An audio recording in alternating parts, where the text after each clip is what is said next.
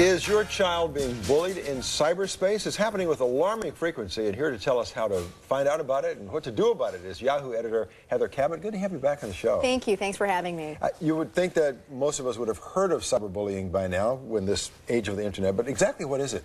Well, it's really basic. It's when a child is being humiliated, harassed, intimidated, or threatened via technology. So it's like that schoolyard stuff, except now it's 24/7, and it never really stops because now, you know, with the internet, we don't really have any boundaries. I mean, kids are online all the time. Yeah, yeah. And it's just as harmful as the old-fashioned schoolyard in-your-face kind of bullying? In some ways, you know, the experts tell us that it actually can be more harmful. And there's a couple reasons for that. Number one, you know, the old schoolyard bullying, you know, usually the perpetrator, it was the most popular kid or the biggest kid. Yeah. Well, now it's anybody, and you have this anonymity that gives you power.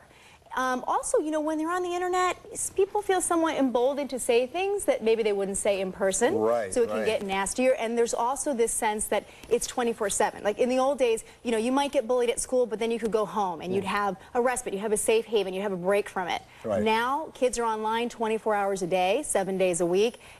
It's there all the time, and that can be very devastating to a child. Are there signs a parent can look for that might tell you your kid is a victim of this kind of bullying? Well, you know, some of the classic symptoms would be, you know, being withdrawn, not wanting to go to school, just a general change in behavior. But something that parents should really keep in mind, the experts tell us that oftentimes victims can be perpetrators, and they often reverse roles. So as a parent, you really need to be keyed into how your child is interacting with his or her friends. That's really important because a lot of the studies show us that they do reverse roles quite a bit. Well, you've got great tips for how parents can help prevent this cyberbullying. You say, explain that the golden rule also applies in cyberspace. Right. I mean, it's what I was saying before. You know, sometimes the internet makes us feel emboldened to say things we wouldn't say in person. Well, we've got to explain to our kids that, sorry, that just doesn't fly. Just because you're not saying it to somebody in person doesn't mean that you can say it on the internet. The same rules apply.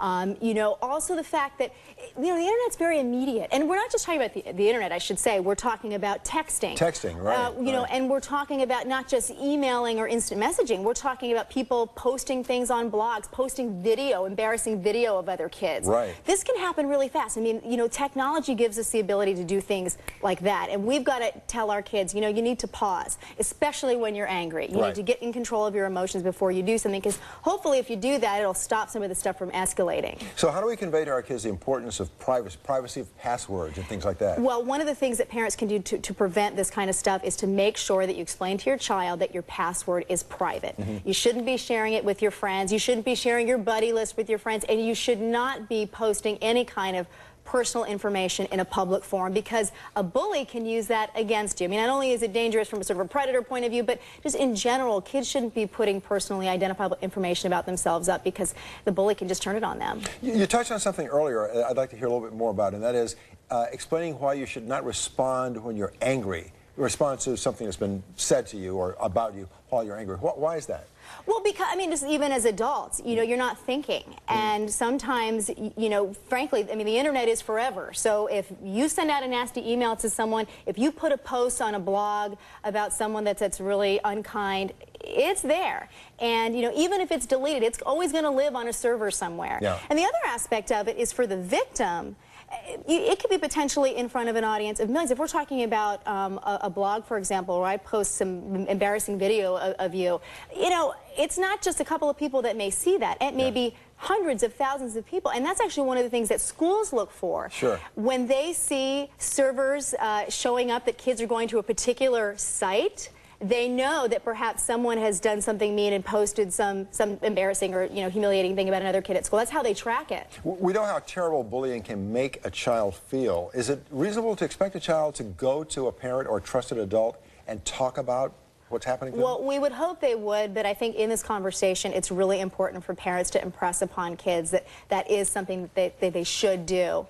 because really it's an adult that's going to be able to take action for them to hopefully make this stop. Yeah, and there's help on the Parent Channel. Tell us about that. Yeah, if you go to, we've just launched this really fabulous resource for parents at kids.yahoo.com, and we've consulted with safety experts, internet safety experts from around the country. They're blogging for us, posting their tips, and I think it's a great resource so that parents can continue to be updated on this stuff because it changes every day. Yeah, well, check out yahoo.parenting.com, is that what it is? It's kids.yahoo.com, the parenting resource. I know it's a lot of dots and everything else. Heather Cabot, thank you so much. Thank you. All this and more on our website.